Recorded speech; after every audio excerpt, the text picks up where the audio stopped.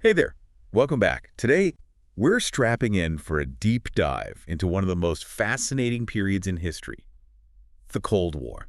Oh, yeah, definitely. You probably heard the term, but we're going beyond the textbook version. Yeah. Think espionage, proxy wars, Mm. the ever-present threat of nuclear annihilation. hmm We're talking a global chess match with the highest possible stakes. It's a period that still shapes our world today, Exactly. even decades after its official end. And to unravel this complex story, we've got a treasure trove of sources, first-hand accounts from those who lived through it, declassified intelligence reports that read like spy novels, Wow. and expert analysis to help us make sense of it all. It's a journey through history, ideology, and the human condition. Okay, so let's set the stage. Yeah. What were the key forces that ignited this global standoff? Imagine the world emerging from the ashes of World War II. Two superpowers rise from the wreckage. Okay. The United States, championing capitalism and democracy, and the Soviet Union, or USSR, promoting communism. A clash of titans with radically different visions for the future. Precisely, and this ideological divide becomes the fault line, the catalyst for the Cold War. It's important to remember that this was a Cold War for a reason. No direct military confrontation between the US and the USSR, Okay. but a constant simmering tension, a battle fought through proxies, espionage, and a terrifying arms race. So it's a war of ideology, of influence, playing out on a global scale. Absolutely, and it touched every corner of the world, from Europe to Asia, Africa to Latin America. Speaking of the global stage, wasn't there also tension within the communist world itself? I'm thinking of the Sino-Soviet split. Yes, that's where things get really interesting. The Sino-Soviet split, a rift between China and the Soviet Union. Two supposed allies in the communist bloc shook the foundations of that world.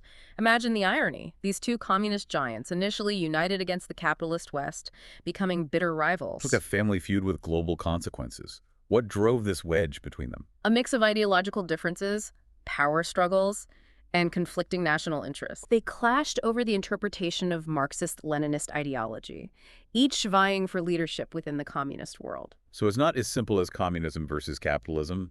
There are layers of complexity even within these seemingly unified blocs. Exactly. And the Sino-Soviet split had profound consequences, impacting everything from the Vietnam War to the course of the Cold War itself. Okay, so we've got this tension between the US and the USSR, and now a split within the communist world itself. Right. It started to feel like a very tangled web. What about other players in this global drama? Let's zoom in on Europe, Okay. where nations like Britain and France, despite their alliances with the US, had their own unique perspectives and strategies. Absolutely. Britain, with its long history as a global power and its pragmatic approach to international relations, played a crucial role. Contrast that with France, a nation often more assertive and independent, particularly under Charles de Gaulle, who sought to restore France's status as a major world power. Now here's a question for you listening in. How do you think Britain's island geography and its history as a vast empire shaped its Cold War strategy? And how did France's historical rivalry with Germany and its vision of a united Europe influence its position on the world stage? These are excellent points to ponder, because they highlight that the Cold War was far more than a two-player game. Each nation, even those aligned with one of the superpowers, had its own set of interests, anxieties, and calculations. Like a giant game of chess, Yeah. with multiple players making moves, forming alliances, and trying to anticipate their opponent's strategies. A very apt analogy. And speaking of strategic calculations, we can't overlook the impact of the Cold War on those living behind the Iron Curtain, particularly in Eastern Europe. A region caught in the crosshairs of this ideological struggle. Indeed, while the superpowers avoided direct conflict with each other, they engaged in proxy wars, supporting different sides in regional conflicts. This played out tragically in Eastern Europe, where events like the Prague Spring in Czechoslovakia and the rise of the Solidarity movement in Poland revealed the limits of Soviet control and the human cost of its repression. So for people in these countries, the Cold War wasn't just an abstract ideological battle.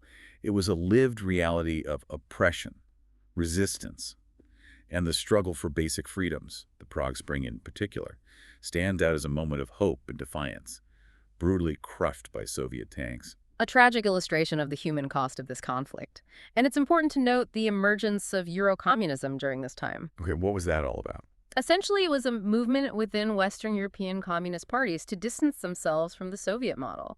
They were looking for a more democratic path to socialism, rejecting the authoritarianism and repression of the Soviet system. So even within the communist world, there was dissent, a recognition that the Soviet model wasn't working, that it came at too high a price. Precisely these internal divisions and challenges to Soviet authority highlight the inherent contradictions and ultimately the fragility of the Soviet system. So the Cold War wasn't just a global conflict. It was also a battle for the soul of communism itself. But let's not forget, this Cold War wasn't confined to Europe. Its icy grip reached across the globe, shaping events in Asia, Africa, and Latin America. You're right, the Cold War's tentacles extended far and wide. Let's start with the Middle East. Okay. The Iranian Revolution in 1979, led by Ayatollah Khomeini, is a prime example of how the Cold War's dynamics played out in unexpected ways. Khomeini rejecting both the US and the USSR, forging a path based on Islamic principles. It really challenges that simple East versus West narrative, doesn't it? Absolutely. Iran's political system, a blend of Islamic theocracy and republican institutions, further complicates the picture. Yeah. It forces us to consider the nuances of political identity and ideology on a global scale. And of course, we can't discuss the Cold War's global reach without considering Latin America. The impact of the Monroe Doctrine and U.S. interventionism in the region casts a long shadow. Indeed, the Monroe Doctrine, asserting U.S. dominance in the Western Hemisphere, shaped U.S. policy in Latin America for decades. The Cold War intensified these interventions, as the U.S. sought to contain the spread of communism in what it saw as its backyard, Leading to support for authoritarian regimes, covert operations, and even direct military intervention. Exactly. A prime example is Cuba. Under Fidel Castro's leadership, Cuba embraced a socialist revolution just 90 miles from Florida's shores, Wow. becoming a focal point of Cold War tensions. Castro's alliance with the Soviet Union turned the island nation into a strategic outpost, leading to the Cuban Missile Crisis, one of the most dangerous moments of the entire Cold War. A stark reminder of how close the world came to nuclear war. And Cuba also actively tried to export its revolution to other parts of Latin America and even Africa, further fueling those tensions. Yes, the ripple effects were significant. Now, shifting gears a bit, we've explored the military and political dimensions of the Cold War, Right. but there's another battleground that often gets overlooked: the cultural front. The battle for hearts and minds. I'm really interested to hear more about this. It seems like a crucial aspect of the Cold War that doesn't always get the attention it deserves. You're absolutely right. The Cold War wasn't just a clash of armies and ideologies. It was also a clash of cultures, a battle for hearts and minds waged through propaganda, cultural exchanges, and even pop culture. Both the US and the USSR understood the power of culture to shape perceptions and influence global opinion. So it was almost like a global PR campaign, each side trying to win over the world with their ideology and way of life. Exactly. Think about the impact of American movies and music on Soviet youth. Despite the Soviet government's efforts to control access to Western culture, these cultural products seeped through the Iron Curtain, offering a glimpse of a different world, a world of individual freedom and consumer abundance. It's almost subversive, isn't it?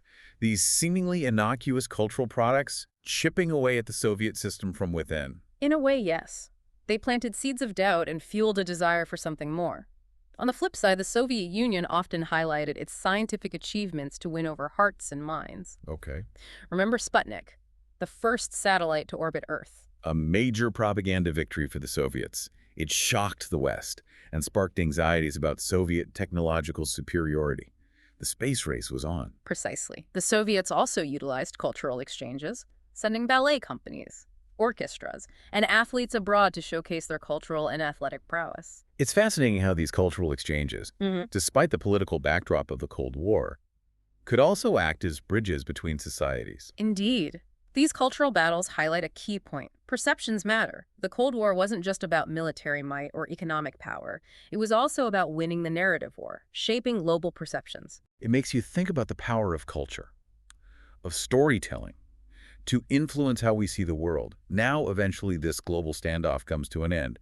What were the key factors that led to the thawing of the Cold War? The end of the Cold War was a confluence of internal and external pressures on the Soviet system. You're right to recall our earlier discussion of uprisings in Eastern Europe, like the Prague Spring and Solidarity. These events demonstrated the deep-seated desire for freedom and self-determination within the Soviet bloc, while brutally suppressed at the time. These movements planted the seeds of dissent that would eventually contribute to the Soviet Union's downfall. Those events were decades before the Soviet Union actually collapsed, though. How are they directly connected? Those uprisings, along with a stagnating economy, created the context for Mikhail Gorbachev's rise to power in the 1980s. Gorbachev, unlike his predecessors, recognized the need for drastic change within the Soviet system. He pursued a policy of glasnost, meaning openness, allowing for greater freedom of speech and expression. He coupled that with perestroika, restructuring, aimed at reforming the stagnant Soviet economy. So, in a way, Gorbachev's reforms intended to save the Soviet system actually hastened its demise. It's a bit paradoxical, but yes, Gorbachev's reforms, while well-intentioned, unleashed forces he couldn't control. Glasnost allowed for open criticism of the government and the Communist Party, which had been unthinkable before. Perestroika, while attempting to modernize the economy, also exposed its deep-seated inefficiencies. It's like he opened a Pandora's box of change and couldn't close it again. That's a very evocative way to put it. The combination of internal pressures, economic stagnation, a more open society, and emboldened populations in Eastern Europe ultimately proved too much for the Soviet system to handle. It's fascinating how individual decisions like Gorbachev's reforms can have such a profound impact on the course of history. Absolutely. Now, as we approach the end of this deep dive into the Cold War, what are some key takeaways you think our listeners should ponder? What lessons can we glean from this tumultuous period? That's a great question. The Cold War, despite its many dark chapters, offers valuable lessons about the dangers of ideological rigidity, the human cost of conflict, and the importance of diplomacy and understanding. It reminds us of the ever-present threat of nuclear annihilation. Right. And the need to find ways to manage these incredibly powerful weapons. The Cold War also demonstrated the power of diplomacy, the importance of dialogue and negotiation, even in the face of seemingly insurmountable differences. So there's a cautionary tale there, but also a glimmer of hope. We saw how close the world came to disaster. Right. But we also saw how diplomacy, however fragile and fraught, could pull us back from the brink. Absolutely. And the Cold War also highlights the power of individuals to shape history. Think about Gorbachev's role, his decisions. His willingness to challenge the status quo ultimately contributed to the end of the Soviet Union and the Cold War itself. It's a reminder that even in a world of superpowers and grand ideologies, individuals can make a difference. But if you had to distill it down, what's the single most important lesson we can learn from the Cold War? I'd say it's the importance of understanding multiple perspectives. Okay. The Cold War, for all its simplifications in popular culture, wasn't just a battle between good and evil. Right. It was a complex tapestry of competing interests, historical grievances, genuine fears, and miscalculations. To truly understand this era, and indeed any historical event, we need to move beyond simplistic narratives and embrace the nuances. It's easy to fall into the trap of us versus them thinking. The Cold War, with its stark ideological divide, almost seems tailor-made for that kind of thinking. But you're urging us to resist that temptation. Precisely if we want to prevent future conflicts. If we want to build a more peaceful and just world, we need to develop the capacity for empathy, for understanding why others might see the world differently than we do. It's about recognizing our shared humanity, even amidst our differences. Exactly. And it's about understanding the complexities of history, the forces that shape events, and the choices individuals make. The Cold War might be a relic of the past, but its lessons are timeless. So as we wrap up this deep dive, what's the one thought, the one lingering question you want to leave with our listener? The Cold War may be over, but competition between great powers, the struggle for influence and resources continues. The challenges we face today, from climate change to global inequality, require global cooperation and willingness to see the world through multiple lenses. How can we apply the lessons of the Cold War, the dangers of division and the possibilities of collaboration, to build a better future for all humankind? That's the question I'd like to leave with our listener. It's a powerful and timely question, and one that deserves our careful consideration. The Cold War may be history, but its echoes are all around us.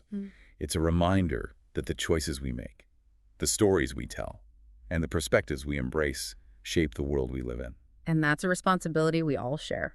Thank you for joining us on this journey into the heart of the Cold War. We hope you've gained some new insights, some aha moments, and maybe even some inspiration to continue exploring this complex and fascinating period in history. Until next time, keep diving deep, keep questioning, and keep learning.